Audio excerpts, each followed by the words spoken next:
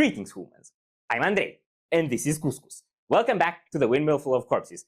And we have some very special guests today, Vicky and Alexis from Part of the Theory. I'm very happy to have you guys on the channel. How are you doing today? We're so good. We're so happy we're here. We'd like to thank you that you're doing this interview with us. Yeah, we're ready. It's an absolute pleasure. Okay, I love your energy.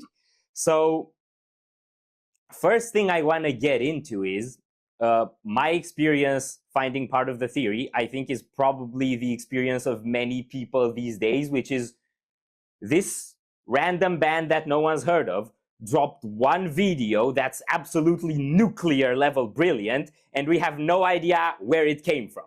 So, where did you guys come from? How did this band come together? How long have you actually been around until you got your first music out there? We're from Greece, Athens, Greece. We're playing along like for some years now, like 2017 or 2018. It's a different lineup. Setup, yeah. Lineup from this we have now. Yeah. But with the current lineup, we think we are from 22, something like that. Yeah, 2022. We are like this, like Part of the Theory in this lineup. Started playing together from 2021 or 2022. We're not sure. This song is from 2 years behind work we have done. Yeah, it was actually a completely other song. Yeah, you have a different name, different parts, different vibes. Yeah, different vibe. But we're playing along for some years now, and we worked it like that. We just let the song lead us to how it sounds right now. Mm-hmm. We have some years behind. We build the thing about the sound. The thing. So you've kind of been taking your time and discovering what you're about along the way. Yeah, we don't like having one genre, because this is very limiting. Like if you say I play this rock or prog rock, that we love prog rock. Mm-hmm. You have some limits, like the genre have some like rules that you have to follow. Yeah. And you start ignoring what the track actually asks from you. Yeah. So this is the reason that you actually, most of the people that we saw react to our song are usually like, what the fuck? Because it is a what the fuck moment for us too. We just want to explore music like we don't know what music is. I love that. And I've heard a lot of musicians that have become favorites for me say this, that they don't like to be kept within the box of a genre, and they like to just go free and go bananas wherever the music takes them. And yeah, exactly that. Okay, so this video that you put out is very interesting. A lot of sophisticated imagery, a lot of symbolism, a lot of Easter eggs, I assume, and things that I would want to get into. So I'm going to ask you a few things about the video first, and then we're also going to go into music and things like that. So very first thing, the intro. You made a post about it. There's this frame where it looks like the camera's moving up through different textures, and it's made with CGI and some AI and all of this stuff. What can you tell me about what's going on there? How was that footage built? Okay, so it all started when I said, like, we're a cinematic prog band, so why not build a cinematic image? And I called one of my friends, Fotis Tsolis, that helped me with the story, and I told him, I'll try and write a short film, because why not? Like, I don't think about budget, I don't think about if I can do it or not. And I played with the theme of the song, like the whole greed idea and the materialism and the social, how do you say, like social stratification, sort of like higher class, middle class, lower class. Yeah. And I tried to play with symbolism about to speak about this thing. So I wrote this short film with photos that was talking about a girl that lives in the underworld and suddenly finds the upper world, and she's hungry and she wants to take things and she never satisfies her hunger. And it was a big budget production. I won't go like in it. Yeah, we can afford it. We couldn't afford it because I wrote like we have all the budget in the world, and we didn't. And you make it in a music video or more. Yeah. The first idea was to be a short film with no lip sync or guitar playing, drums playing, or anything like this. It will be a whole mood type. Yeah, so we kept the symbolic things, like the scale is a very social thing. We kept like violence because the pillow fight. Yeah, the pillow fight. Like violence is a problem that social inequalities and materialism and all this stuff give birth to. It is an attempt to keep the good things and the theme of the short film. First, the short you said is all the storyline. You can see the moving to the two classes down. So like the first frame suggests this is the world below, this is the world above, and then throughout the video you just see what's there and then what's there.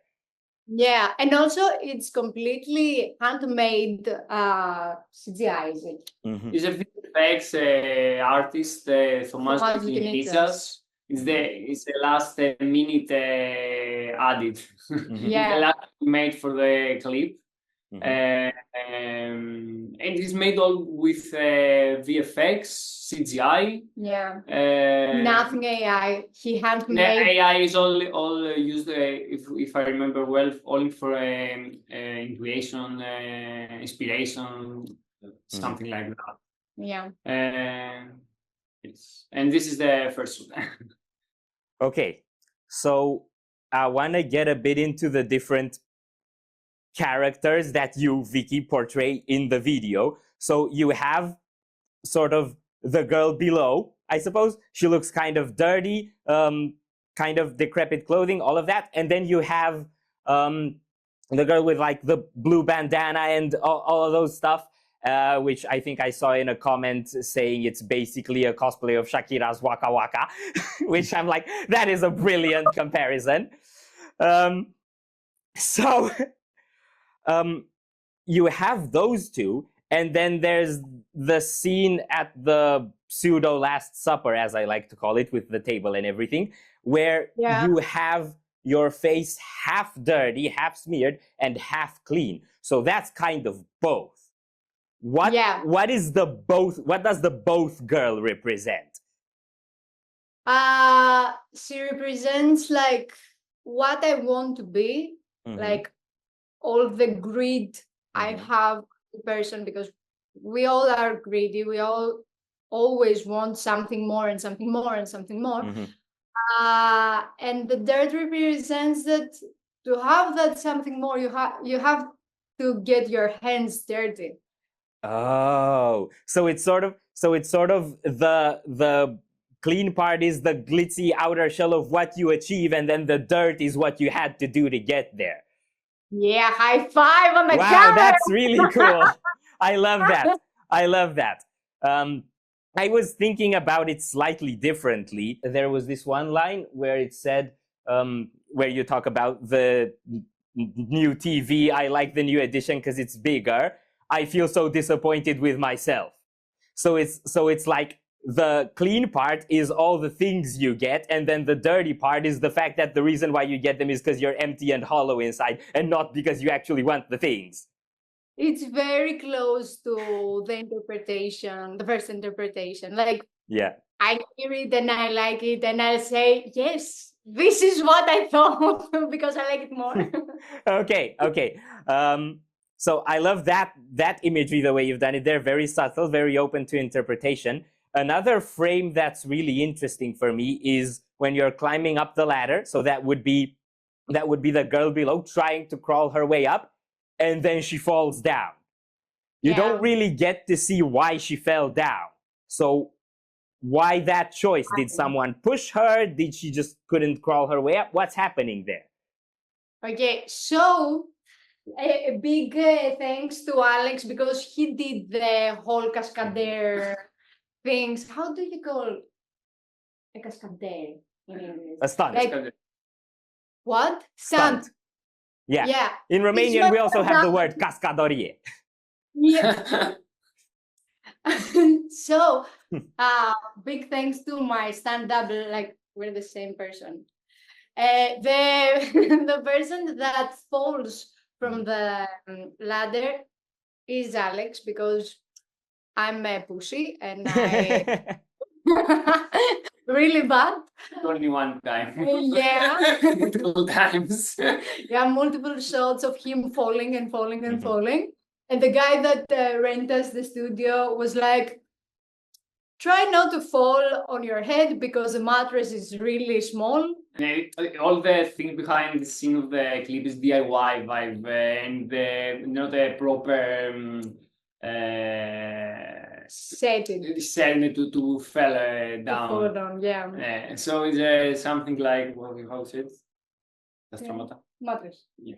Yeah. But the story about it is that trying to change classes, it's hard. People don't want to help you climb up the ladder. Yeah. You either fall on your own, or either somebody else pushes you. So this is also open to interpretation, but it's how I experience climb up the ladder, because we live in Greece. You know, the economy is bad in Greece. To live, to pay rent, you have to fight with people that are in the middle class or upper class.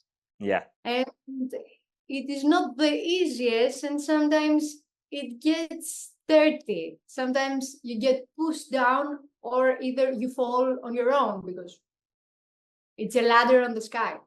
Yeah. I find this sort of moving through classes thing very it's fuel for overthinking for me, because I keep telling myself that if I was in the upper class, then I would try and help and welcome as many people to move up and reach the same level that I'm at. But truth be told, I have no idea how the brain changes once you get there, and how you get defensive, and how you might start feeling like people are trying to prey on you and actually kick them down when they get closer or something like that. So it's really interesting for me to think about the psychological dynamics that happen in these sort of power struggles and why people end up like this. Yeah, and actually it feels like we don't have much places in the upper classes. So we feel like we have to fight for them. Yeah. And this is even why the pillow fight is happening in the upper world, because too many people go for one spot. Like if you check it out, there only one chair or two more or something. Wow. There are not enough chairs for everyone to sit on. So they start fighting about it. And also, fun fact about the table scene. I thought of it from something that happened in France, like I think in the coronavirus era. Some people got into a restaurant for upper class and very like limited entrance, and they start fighting, and do numbers on the restaurant to make them fear for themselves, and the rich guys like run from the restaurant, and the guys that were doing the whole thing, after they broke the whole restaurant, they sat on the table, they sat on their chairs, and they start feasting. And I thought that this is so fucking poetic. It has to be, this is so fucking poetic that it has to be on a video. Wow. But it's almost like you come from the lower class, so when you get into the upper class environment, you have to turn it into what you're used to before you can actually enjoy it. Like it's kind of how it gets in your psyche that you know you're below, that when if you get to the upper levels, you start feeling unnatural about it. You start feeling like it's not you. And in a way, we end up kicking ourselves down. Yeah, I love that you say that, because I think I was talking about it with a friend that we're so used to fighting. Mm-hmm. Like, we're so used to it that if we reach a level that we know that we don't need to fight, we will start fighting ourselves, because we'll make up problems. Yeah. Way to flash my life in my face, will ya? Okay. Another interesting detail about the pillow fight, I think I pointed it out in the reaction as well, that I think is really interesting, is this thing that while you have the guys fighting in the background, you reach out for a cup, not the one that's in front of you, the one that's sitting at someone else's seat, and you drink from that. I have my interpretation of that as well, but I want to know from you first if it's deliberate and what you meant with that image. This was full like improvising. But when I sat on the table and we said, you're going to improvise and around the stuff that you have near you, I was like, okay, my plate, it's not only the plate in front of me, no, the glass in front of me, it's not only that mine, everything's mine. Like, I'm greedy, so the whole table is mine, and let's fight about it. I like that. Your interpretation. My interpretation is how people are never pleased with what they have, and they always crave what someone else has. So I have my glass in front of me. It's exactly the same as the one next door, but the one next door isn't mine, and I can't have it. So I reach for that instead and forget this. I love this. This is it. This is what I thought. Of course it is. The other one was a lie.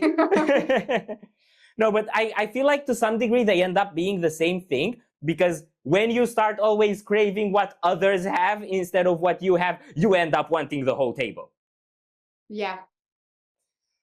Okay. And the last thing that I thought was interesting, the table looks very pretty and very neat. All the things are elegant. You have like glasses like with the leg and all of that and whatever. When the guys eventually come and start eating, they just plow their hands in it, like very rudimentary sort of. So it's like behavior clashing with environment again. Conscious choice or random, and why? Director choice, I think. It was my choice. I actually have a video that I showed them how to do that. Like I was like, behind the scenes. Yeah, we have a behind the scenes that we didn't upload in any of our social media, that I showed them how to do that. I was like, okay, we're from the lower class. We don't know how to eat. We also are hungry, so we don't have time to think about the fork and the elegance of how to eat it, how to use savoir vivre. From the story also, the story is from that the upper class don't know about food and something like that, so we have to discover and find what it is. So this is the direction to be more rough. More rough and more curious about it. Like, I showed them how to like eat a banana. We had bananas on the table, and I was like, take it, you never seen it. Like, lower class doesn't have enough money to buy anything. Okay, so you never seen a banana. It is crazy, but why not? Smell it, like touch it, play with your hands, and be rough, like you said, be greedy, be hungry. Yeah, that's really cool, the imagery. I really like it. But it can also be seen as a commentary on the upper class, if you're assuming that the characters doing that are actually the upper class, that they're so used to being wealthy and rich that they have no respect for what they have, so they just plow through it. Oh my God. It's just, this is what... Can we erase, like, cut all my answers and just keep yours? No, but I have to keep your answers because I have to promote you guys. And no, what I'm getting at and why I'm telling you all these different interpretations is because that's what I actually think is the power of the video. It makes you think of one thing. It makes me think of another. We bring someone else, they're going to think yet another thing.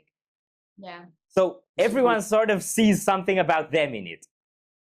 Yeah. And the lyrics, I think we zeroed it like that. Yeah, this is why...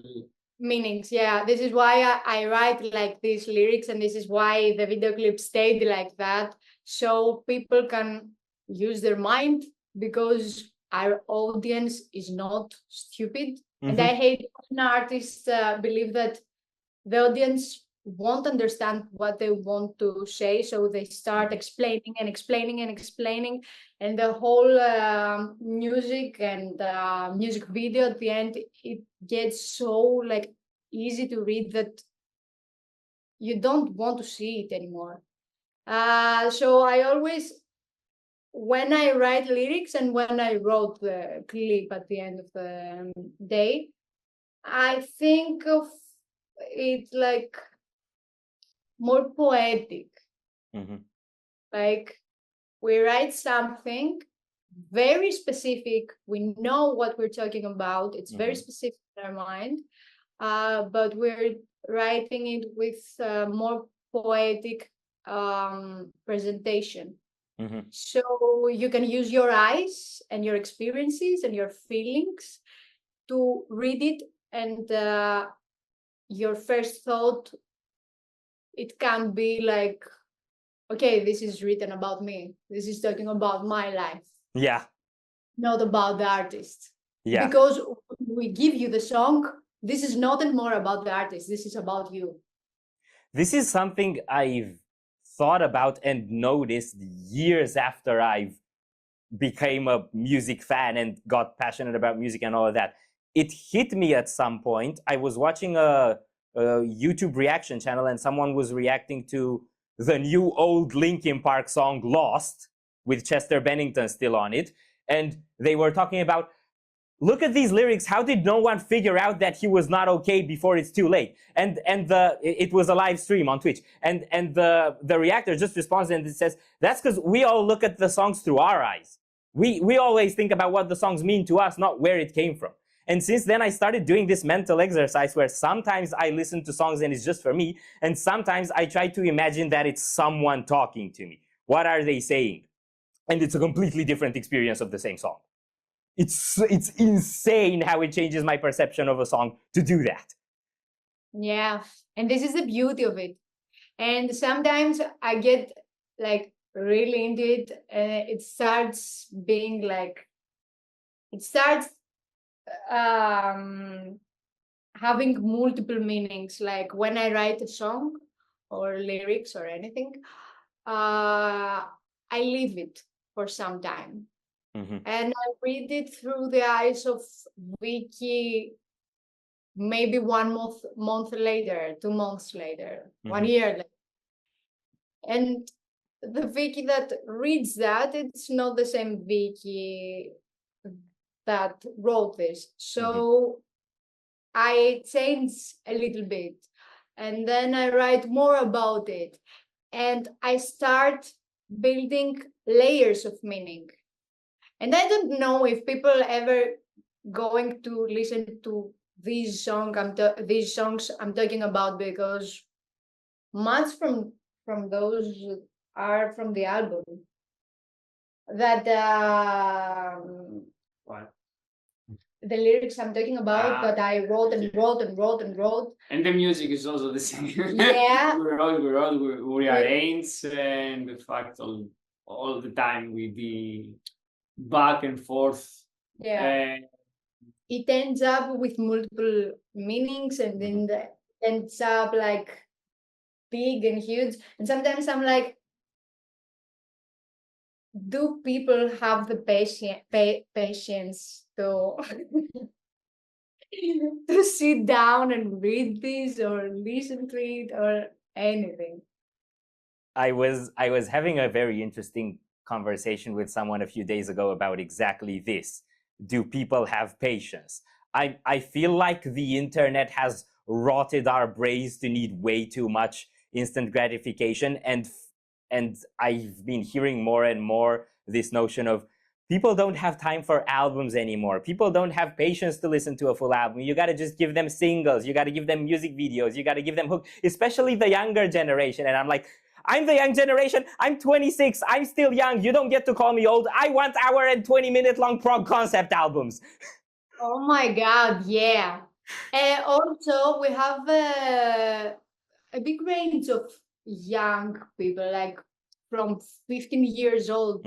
We know people that come to our live shows and stuff, and they're very like engaged with our music and open to hear something. Yeah, which made us very like, yeah, it was rewarding and also like not expected.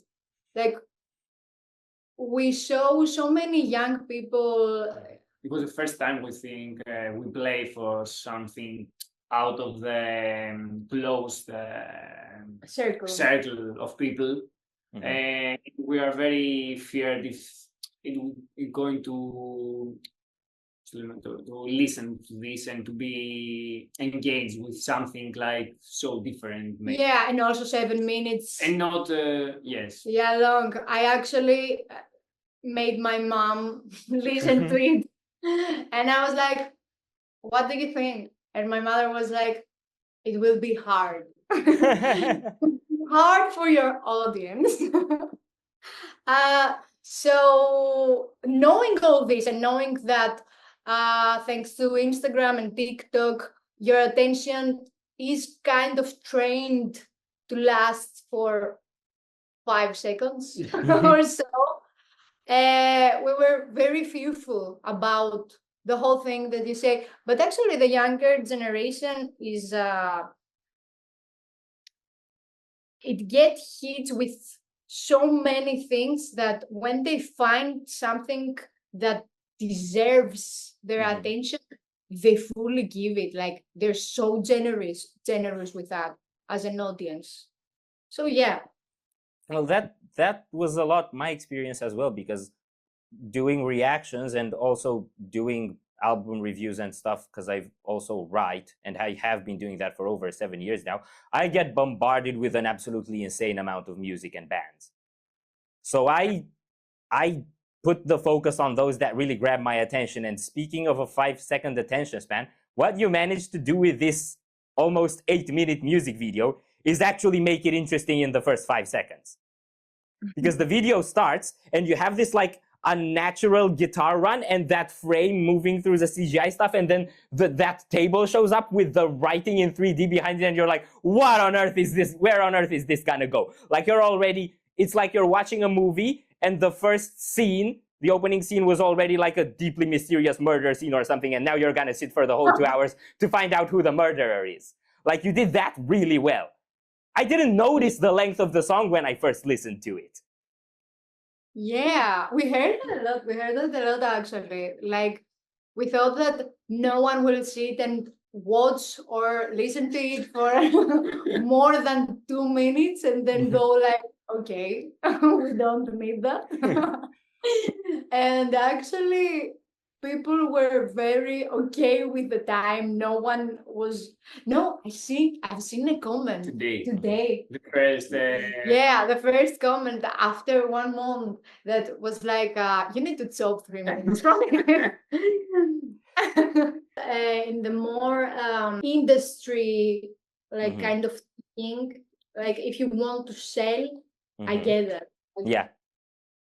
But in the industry of classical music or soundtracks or stuff like that, if you want to play a theme 5,000 times, you're going to play 5,000 times. And also, I've seen that people that actually listen to it like an experience and not like judging it as a product or as an industry product are like you. Like when I've seen the reaction to our song from you guys, I was locked in your face because your face portrayed every emotion of the song, like getting there, and then taking it from you, and then rebuilding,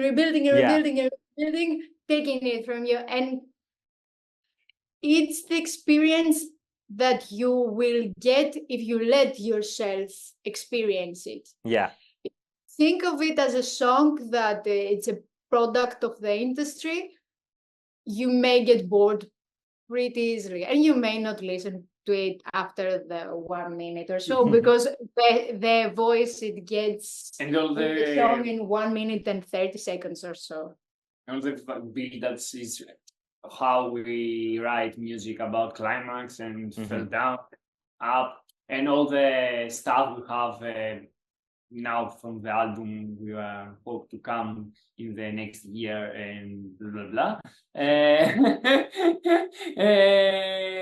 It's something like that, to be up and down and to give different feelings. Yeah, it's all about the climax. He is the main writer of the compositions.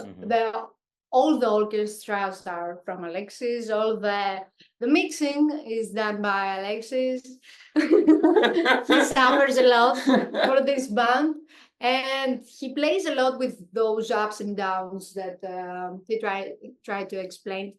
And I think the logic behind it is like the soundtrack. Yeah. Like we call ourselves a progressive soundtrack band, and not a cinematic progressive band, because soundtrack already has a story in it. Like it follows a story very, very, very precisely, if I'm saying it correct. And every song has something. Yeah, and every song has a story, and every story has this climax.